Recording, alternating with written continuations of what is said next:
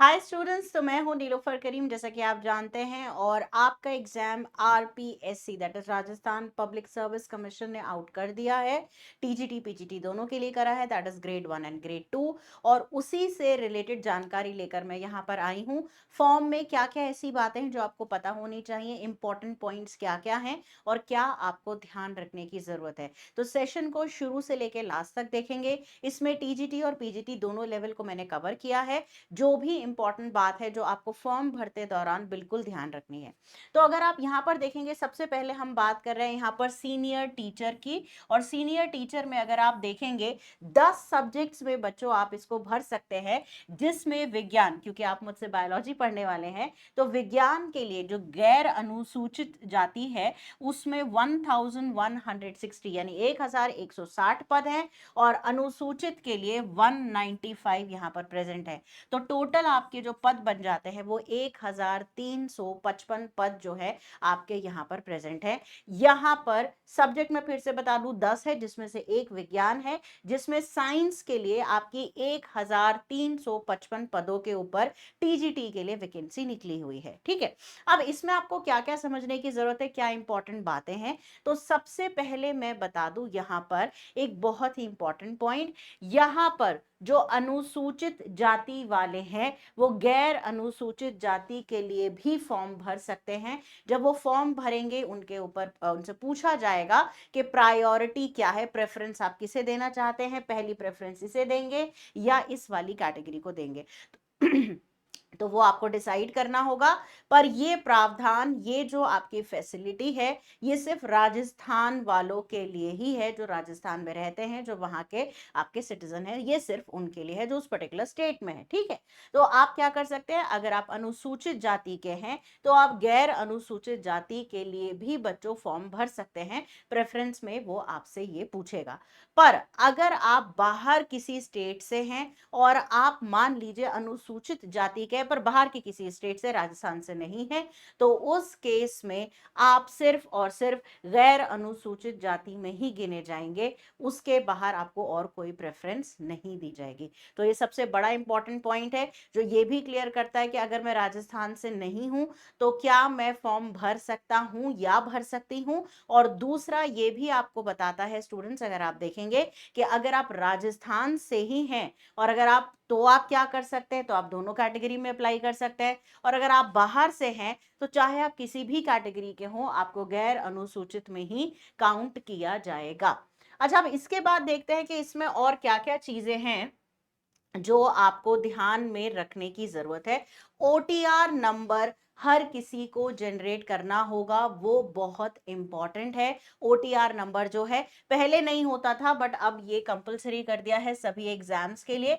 इसके अलावा अगर आप देखेंगे यहाँ पर योग्यताएं क्या लिखी गई हैं, तो बाकी सब्जेक्ट्स के लिए लिखा गया, अगर हिंदी, अंग्रेजी, गणित, संस्कृत, उर्दू है तो क्या होना चाहिए। हम बात करेंगे यहाँ पर विज्ञान की। अगर आप विज्ञान वाली कैटेगरी में देखेंगे तो आपके पास ग्रेजुएट की डिग्री होनी चाहिए विज्ञान की, या जिस सब्जेक्ट में आप अप्लाई कर रहे हैं।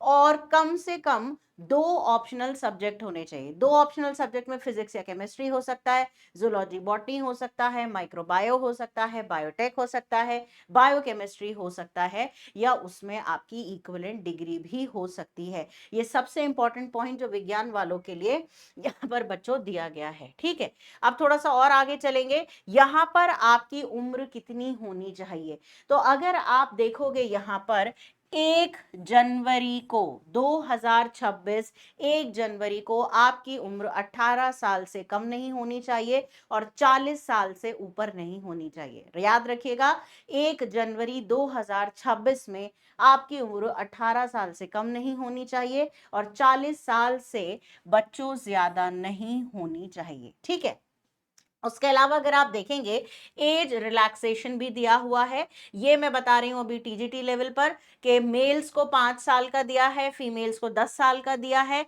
जो आपकी शेड्यूल ट्राइब्स हैं उससे हैं। और वुमेन कैंडिडेट जो जर्नल कैटेगरी से हैं उन्हें 5 साल का यहाँ पर दिया गया है। ठीक है, इसके अलावा भी बहुत सारे टर्म्स हैं, वो आपको देखने होंगे। जो कैदी हैं उनके लिए क्या रूल है, जो विडो हैं उनके लिए क्या रूल है, वो सारा भी यहाँ पर दिया गया है। चयन प्रतिक्रिया क्या रहेगी, चयन जो आपकी प्रक्रिया है वो क्या रहेगी, तो रिटन एग्जाम जो है आपको देना है। रिटन एग्जाम के बाद मेरिट लिस्ट आउट होगी और मेरिट लिस्ट के बेसिस पर आपको बताया जाएगा कि आपको कहाँ निर्धारित किया जा रहा है। ठीक है, तो ये आप देख सकते हैं यहाँ पर। इसके अलावा आप फॉर्म कम से कब भर सकते हैं, आवेदन की तिथि क्या है, तो याद रखिएगा 19/8, ठीक है, यहां पर लिख रही हूं 19/8/2025 से लेकर 17/9/25 तक रात 12 बजे तक ही आप फॉर्म भर सकते हैं।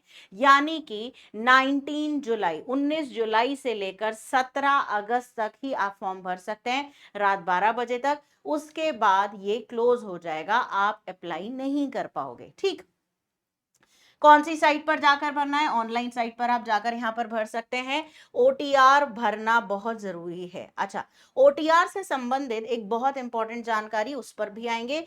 क्या आपको फॉर्म के पैसे देने हैं, बिल्कुल, अगर आप जर्नल कैटेगरी से हैं तो 600 और बाकी सब बच्चों को 400 यहां पर फॉर्म के पैसे बच्चों देने पड़ेंगे। ठीक है, अब आगे चलते हैं और यहां पर एक इंपॉर्टेंट पॉइंट था, मैं आपको वैसे ही बता देती हूँ, वैसे वो इसमें भी लिखा हुआ है।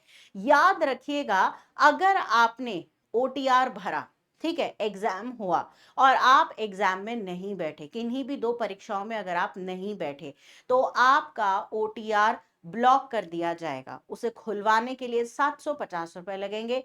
अगर उसके बाद फिर एग्जाम हुआ और आप नहीं बैठे, तो वो फिर से ब्लॉक कर दिया जाएगा और फिर उसे खुलवाने के लिए 1500 रुपए लगेंगे। तो ये बहुत ही इंपॉर्टेंट बात है, ये मैंने मार्क भी की थी, एक बार मैं आपको देख देती हूं, यहां पर मैंने कहीं जरूर लिखी होगी। ये नोटिस में बिल्कुल सीधा सीधा बताया गया है कि अगर आप फॉर्म भरते हैं और एग्जाम नहीं देते हैं, तो आपका ओटीआर जो है बच्चों वो ब्लॉक कर दिया जाएगा। इसमें है, अभी मुझे मिल नहीं रहा है, तो अगर आप देखेंगे बहुत क्लियरली मेंशन्ड है, एक बार आपने फॉर्म भरा, दोनों में से कोई भी एग्जाम नहीं दिया, एटलीस्ट 2 बार भी नहीं दिया, तो आपका वहां पर ओटीआर ब्लॉक कर दिया जाएगा। ठीक है, इसके अलावा एग्जाम पैटर्न के बारे में अगर आप देखोगे तो हम पहले भी बात कर चुके हैं। यहां पर मैं एग्जाम पैटर्न लगा देती हूं आप लोगों का। 1 मिनट देंगे मुझे यहां पर। एग्जाम पैटर्न शायद हमारा नीचे ही था, हाँ ये देखिए, जो मैं ओटीआर ब्लॉक वाला बोल रही थी स्टूडेंट्स, ये पेज नंबर 3 पर है। 750 रुपए अगर एक बार ब्लॉक हुआ और दूसरी बार भी अगर हुआ तो 1500 रुपीज यहाँ आपके लगा दिए जाएंगे। उसके बाद पेपर पैटर्न हमें पता है, 2 पेपर आएंगे आपके, पेपर 1 और पेपर 2। पेपर 1 आपका जर्नल होगा, 200 मार्क्स का होगा, 2 घंटे का होगा, 100 क्वेश्चन है, तो हर क्वेश्चन 2 मार्क्स का। ठीक है, उसमें भी वो आपसे क्या पूछने वाला है ये सारा यहाँ पर लिखा हुआ है। नेगेटिव मार्किंग बिल्कुल है, 1/3 की नेगेटिव मार्किंग है आपकी। पेपर 2 आपका सब्जेक्ट स्पेसिफिक रहेगा, 300 मार्क्स का रहेगा, 2 घंटा 30 मिनट का है और लगभग 150 क्वेश्चंस जो हैं आपको यहाँ पर दिए जाएंगे। ठीक है, तो ये सारा आपका था टीजीटी से रिलेटेड, अगर आप देखोगे। अब हम बात करेंगे पीजीटी से रिलेटेड। ठीक है, तो पीजीटी में भी अगर मैं इसको थोड़ा बड़ा कर देती हूं तो आप देखेंगे यहां पर 3225 पदों के लिए ये निकला है और 27 सब्जेक्ट्स में निकला है, जिसमें कि 17वें नंबर पर बच्चों बायोलॉजी है और बायोलॉजी में 85 वैकेंसीज जो है पद यहां पर आपके निकले हैं पीजीटी के अंदर। ठीक है, अब इसमें भी क्या कैटेगरी रहेगी, क्या हमारी लास्ट डेट रहेगी, एक बार देख लेते हैं। एग्जाम एलिजिबिलिटी क्या है, अगर आपने साइंस के लिए करा है तो आपके पास, और याद रखिएगा, चाहे टीजीटी हो चाहे पीजीटी हो, बीएड होना कंपलसरी है।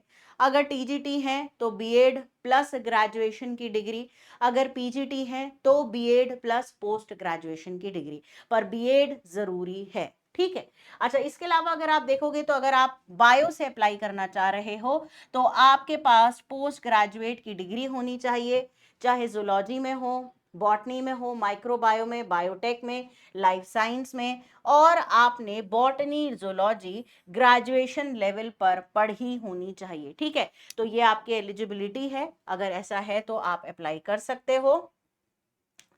अब कब से कब तक क्या उम्र होनी चाहिए, तो 1 जनवरी 2026 को बच्चों आपकी जो मिनिमम उम्र होनी चाहिए वो आपकी 21 वर्ष होनी चाहिए यहाँ पर, और मैक्सिमम 40, यानी 21 से नीचे नहीं और 40 से ऊपर नहीं होनी चाहिए।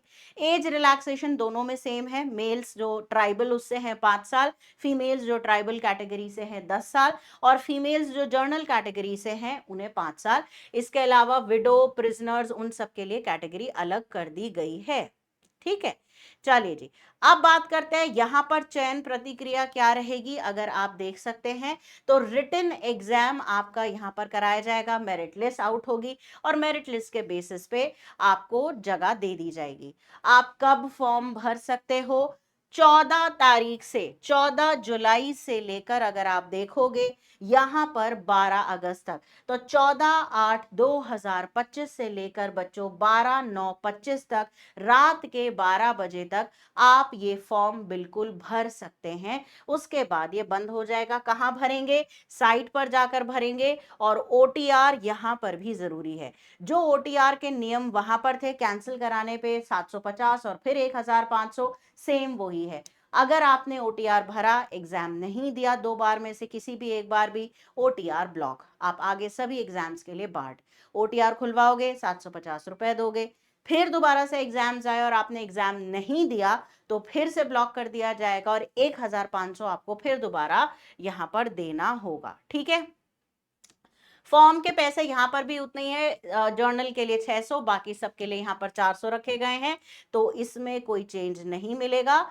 अगर आप यहां पर देखेंगे पेपर कैसा होगा, वहां 300 और 200 मार्क्स का पेपर था, 500 मार्क्स का था वहां पर, ठीक है, यहाँ 450 का पेपर होगा। 150 का आपका अगर देखोगे पेपर 1 है, और 300 मार्क्स का आपका पेपर 2 है। यहाँ पर मल्टीपल चॉइस क्वेश्चन रहेंगे, नेगेटिव मार्किंग जो है वो आपकी यहां पर भी रहने वाली है। याद रखिएगा, चाहे पेपर टीजीटी हो चाहे पीजीटी हो, पेपर 1 और पेपर 2 में आपको 40% मिनिमम मार्क्स लाने हैं क्वालिफाई करने के लिए। एग्जाम दोनों में अलग अलग 40-40% आपके मार्क्स होने चाहिए। जर्नल स्टडीज में यहां पर बता दिया गया है, जर्नल स्टडीज का आपका जो पेपर है 1 घंटा 30 मिनट का रहेगा, क्योंकि सिर्फ 150 मार्क्स का है, उसमें क्या पूछा जाएगा।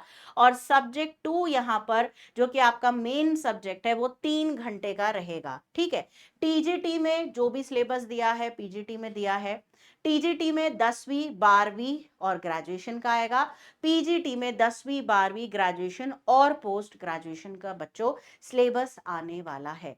ओटीआर नंबर अगर आपने पहले जनरेट करा हुआ है तो वो भी चल जाएगा, बट ट्राई कीजिएगा एक बार, राइट, वो भी आपका चल जाएगा। एक बार ओटीआर नंबर जरूर जनरेट आपका होना चाहिए। Clear everyone? सो मैंने हर इंपॉर्टेंट बात, हर बारीक बात जो टीजीटी बीजीटी बायो से रिलेटेड थी, फॉर्म की लास्ट डेट कब है, आपकी मिनिमम कितनी एज होनी चाहिए, कितने मार्क्स का पेपर होगा, क्या होगा, वो सब बता चुकी हूँ। टीजीटी में 500 मार्क्स का है, पीजीटी में 450 मार्क्स का है, राइट। दोनों पेपर में 40% मार्क्स जरूरी है क्वालिफाई करने के लिए, ऑफलाइन मोड में होगा, और 1/3 की नेगेटिव मार्किंग बिल्कुल है। तो होप आपको ये अच्छा लगा होगा। अच्छा लगा, इंफॉर्मेटिव लगा तो जरूर लाइक कीजिएगा और बाकी लोगों के भी साथ शेयर कीजिएगा।